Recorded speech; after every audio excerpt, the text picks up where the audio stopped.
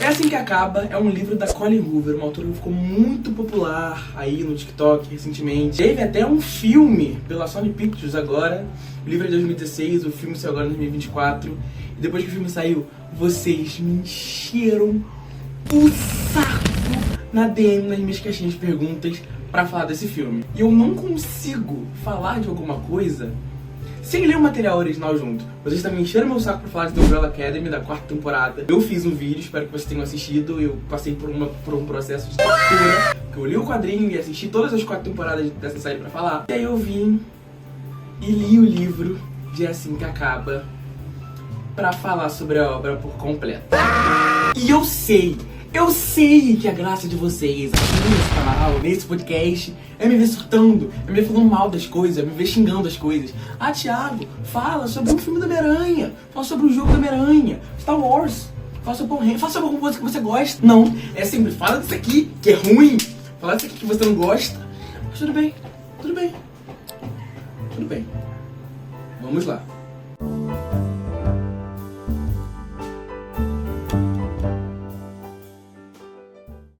O livro conta a história de Lily Blossom Bloom. Sim, 3 nomes relacionados a flores. Ela é filha de um político, ou seja, o cara tem dinheiro, e de uma professora auxiliar, para dizer que ela não é de uma família tão rica assim. O livro acompanha 2 momentos da vida dela. A sua adolescência, quando ela se apaixona por um menino que é mendigo, e a sua vida adulta, onde ela se apaixona por um médico, por um neurocirurgião, na verdade, que tem uma irmã, que é a melhor amiga dela, que é milionária.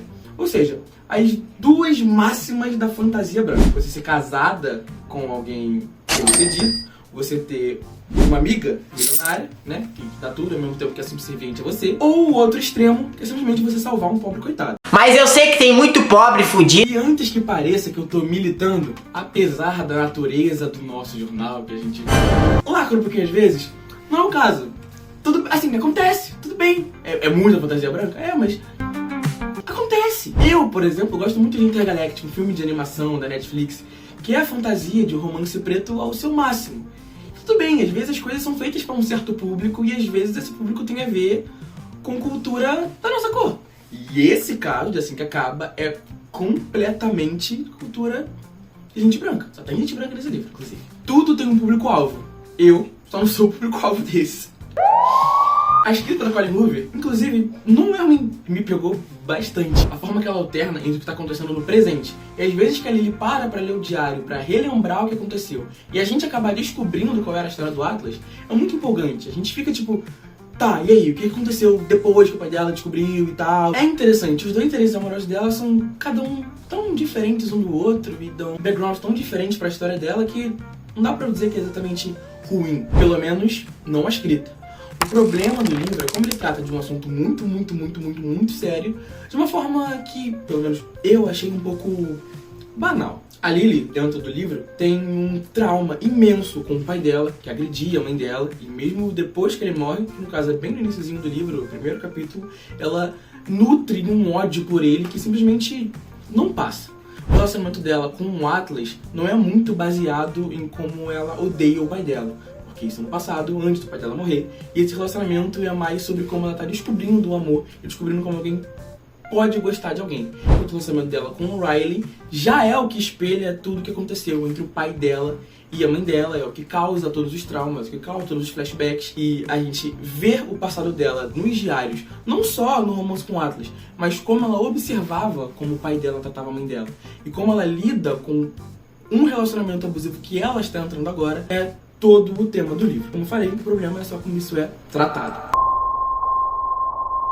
Por exemplo, nós vemos todo o livro na visão da Lily, nos pensamentos da Lily, obviamente. E como ela ama muito o marido dela, ela obviamente pensa em algumas justificativas pro tanto que ele é tão agressivo. Só que o próprio livro e alguns outros personagens do livro acabam também dando essa visão. Ah, às vezes é só isso, às vezes é só isso. Tem um momento do livro até que ele explica que ele é o incrível Hulk. O cara é o Bruce Banner. Porque quando ele fica puto, ele perde a memória. Ah, eu não lembro o que eu fiz. Não colou. Não colou pra mim. E faltaram momentos em que os outros personagens do livro, não tô dizendo de dentro da mente da Lily, mas de outros personagens do livro, só chegam e confortam a personagem. É muito importante de que, pra quem esteja lendo, você tenha momentos de... que você, sabe, reflita de, pô, não é culpa da Lily.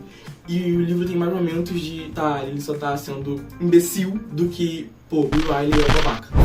Não tem como você escrever sobre um assunto tão sério quanto o relacionamento abusivo e você fazer de uma forma que dê brecha pra que as pessoas perdoem o abusador. Não tem como, é um assunto sério, mesmo que você esteja escrevendo um livro de ficção. Todo tipo de ficção, a gente já falou disso 300 vezes no nosso blog. Ficção é a espelho da realidade, não tem pra onde fugir. A vida imita a arte imita a vida. Então, qualquer tipo de ficção, principalmente as que você vai fazer metáforas com a realidade, elas precisam ter um certo nível de responsabilidade. Por exemplo, Star Wars. Tudo bem, é uma galáxia tão distante há muito tempo atrás. E mesmo assim, você tem uma história sobre um império fictício que conversa muito bem com o fascismo contemporâneo. Tá tangível, é uma ficção tangível.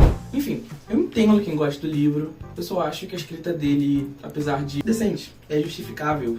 Ela é um tico irresponsável. É fato, a gente lê romance, a gente se projeta ali, a gente se auto-sabota. Você projeta aquilo ali pra tua mente e acabou, porque relacionamentos humanos, eles são falhos. Eu sou meio alheio a esse tipo de leitura por causa disso. Eu acho que ficção é mais saudável pra mim. Mas enfim, o livro é isso. O livro é isso. O filme, ele já é ruim mesmo. Ele é bem ruimzinho. Tipo assim, não é... porque o livro é ruim. Não, cara, dava pra ser um filme bom dali. Se você pega um diretor que tenta fazer uma parada decente, pô, vamos tirar aqui essas partes do livro que talvez romanquizem demais o Riley. Dava pra ser um filme decente sobre o tema dentro desse mesmo livro, dentro desse mesmo roteiro original, adaptando um roteiro, até porque é assim que o cinema funciona. Não foi o caso. Parece que o diretor até deu uma tentada de levar esse filme a sério, mas a Blake Lively ele não quis muito. A Blake Lively, inclusive, foi a atriz escolhida pra fazer ali. Ela é atriz e produtora executiva do filme. Pra quem não conhece, ela fez Gossip Girl, eu imagino que vocês conhecem se vocês estão nesse vídeo aqui. E ela também é a esposa, a marida do Ryan Reynolds. Eles até tentaram fazer, ficou muito falha, com que o lançamento desse filme, é assim que acaba, com o Deadpool Wolverine fosse um Barbenheimer 2, mas foi extremamente falho, ninguém nem tava sabendo que esse filme tava sendo ao mesmo tempo que Deadpool Wolverine, era completamente diferente, quem foi ver um não queria ver o outro, quem foi ver o outro não queria ver um. Foi uma tentativa bem merda. Se não bastasse isso, ela ainda tentou fazer com que o filme fosse vendido com uma comédia romântica, viver com os amigos, ao invés de levar o tema a sério. Meu pai é da parte dela. Enfim, como se não bastasse, ela consegue ser muito mais sensal como Lily do que o personagem do livro. E eu não posso reclamar da questão da escolha da atriz para viver a Lily mais nova, porque ela é muito parecida com a Blake Lively, não só na aparência, ela também é igualmente sensal. Então, pelo menos no casting dos personagens mais novos, eles foram, sensacionais. O roteiro do filme fez algumas mudanças no texto do livro que fizeram com que ele ficasse até um pouquinho mais fútil. Por exemplo, o primeiro beijo entre a Lily e o Atlas no filme, ele é um momento de birra adolescente. Eles se beijam em público porque a Lily quer quebrar a cara da amiguinha que tava zoando ela, o namorado mendigo dela. Enquanto no livro é extremamente mais romântico. Eles estão a sós, são eles se descobrindo juntos, sabe? O momento deles se descobrindo é completamente fofo. E no filme tem algumas mudanças que só são meio... Pra quê? Sabe? Por exemplo, o diário, que é uma parada extremamente importante no livro, é justamente a ferramenta que faz a gente voltar pro passado e conhecer o Atlas. Ele não tá no filme, ele não aparece nenhuma vez. Simplesmente são flashbacks extremamente bruscos pra esses momentos da Lily com o Atlas, e eu acho que eu não podia ligar menos pro Atlas por causa disso. No livro eu já ligava bastante porque acontecia com ele quando eu era adolescente, mas o filme só não dá pra ligar pra nenhum desses personagens. Justamente por causa da falta do diário e desses pensamentos da Lily em relação não só ao Atlas, mas a tudo que ela visualizou da relação do pai dela com a mãe dela, essa relação dela com o pai ela é muito mal trabalhada, ela basicamente não é trabalhada. Então todo o trauma dela, que no livro você entende de, poxa, eu não quero que o Riley seja igual ao meu pai, no filme ele é só um pouco injustificado, não sei se é essa palavra, mas ele não tem o mesmo peso. A gente não vê todos os atos do pai dela com a mãe dela, assim como a gente lê no livro, como eles são descritos no livro. Então, conforme o tempo vai passando e depois que ela sofre a primeira agressão, o filme lembra de, putz, a gente tem que mostrar o pai dela sendo um filho da puta. E aí o filme mostra pra você ficar, é por isso, mas só, como eu falei, não funciona. Como se não bastasse, o filme também é chato. E esse é um dos piores pecados que qualquer filme pode cometer. O ritmo dele, ao mesmo tempo que ele vai correndo e ele tenta passar até alguns powerpoints de algumas cenas do livro, ele vai se arrastando, se arrastando, se arrastando. As cenas parecem que tem uma bagagem nas costas tão grande que nenhum diálogo consegue carregar. Como se não bastasse, a trilha sonora é um porre, a trilha sonora original, digo eu, de música composta. É basicamente uma junção de 4 notinhas no piano tocando repetidamente momentos que ficaram pra ser importantes. Isso quando não tá tocando uma música pop, tipo Taylor Swift.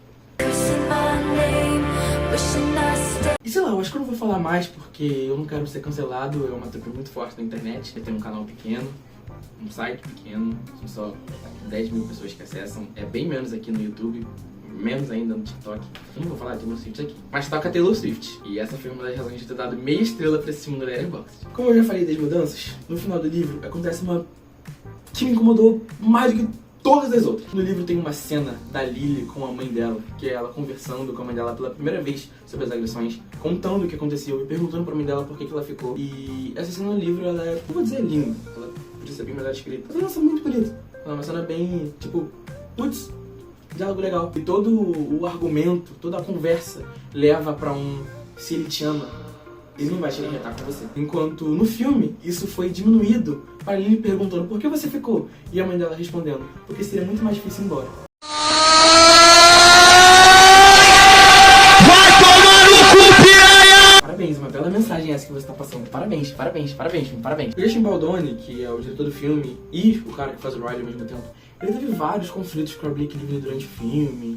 Alguns dizem que foi porque a Blake Lively tentou tomar completamente o controle do filme. Ela e a Colin Hoover acabaram mexendo no roteiro na direção dele e ele ficou insatisfeito. Outras pessoas vão dizendo de que era justamente por ele querer levar o tema do filme a sério. Foram atritos dentro e fora de tela que acabaram causando com que o filme saísse do jeito que saiu. E como se não bastasse, a Colin Hoover ainda é casada, porque o filho dela foi acusado pela ex-namorada de agressão sexual, né? Abuso também. E aí a autora, que fez um livro sobre abuso doméstico, onde também o marido da protagonista tenta estuprar ela, ao invés dela reforçar toda a mensagem de que você não precisa ficar dentro desse relacionamento e tal, de que não é um tipo bom de relacionamento, que o homem é culpado, a gente finalmente entende do porquê do Riley ser tratado como um incrível Hulk, de que não é culpa dele, é só o alter ego dele, quando ela defende o filho, né? Ela calou a menina que tava denunciando o filho dela.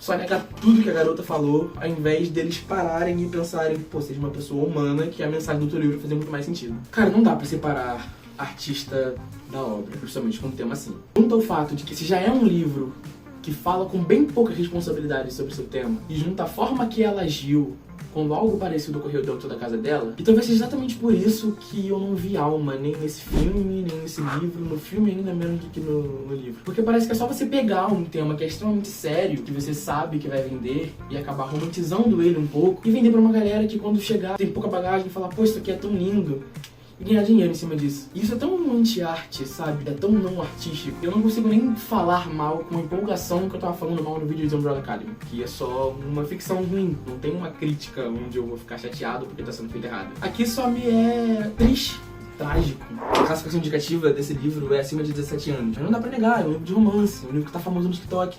Vai chegar em de 14, 15, 16 anos. E mesmo alguém de 17 anos, cara, você não tem maturidade pra ler uma parada dessa, da forma que tá escrito e saber, e ter o discernimento de falar, pô, tá meio merda, né? Sei lá, só é irresponsável, imaturo, nem um pouco sincero. Não é sincero.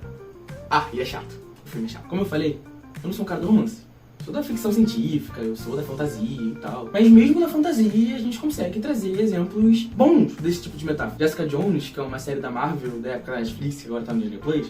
Enfim, uma série, assistam. Trata de relacionamento abusivo, né, da Jessica com o Kilgrave. E uma mulher com super força e capacidade de pular alto pra cacete. Tem uma mensagem dela conseguir se livrar do controle mental dele e dele ser completamente obcecado pela única mulher que conseguiu resistir ao controle mental dele. É uma mensagem tão forte de abuso psicológico e da força que uma mulher precisa ter pra sair de um relacionamento assim. Cara, se uma série da Marvel, e séries da Marvel hoje em dia não são boas, de ficção, com caras que levam um tiro de escopeta na cara e não morrem, consegue tratar de relacionamento abusivo de uma forma decente, por que um filme cuja única obrigação é ser pé no chão e ter um compromisso de realidade quando se trata de romance e com o seu tema, não consegue. Eu já ouvi, inclusive recentemente, quando eu tava criticando o Assim que Acaba, dentro da faculdade, que, pô, você critica quem lê romance, mas você lê quadrinho quando você tem 20 anos na cara. É que os quadrinhos que eu leio, quando tratam pra falar de alguma coisa séria, eles falam direito. Mas como eu disse, é tudo gosto. Se você gostou do filme, cara, ótimo. Se você gostou do livro, melhor ainda, é tudo gosto. Mas vocês pediram a minha opinião. E é essa. É anti-arte, é não sincero, é chato, é de serviço, enfim. Beijo, me mandem mais solicitações aí de falar de coisa ruim, que aí a gente vai vendo aí.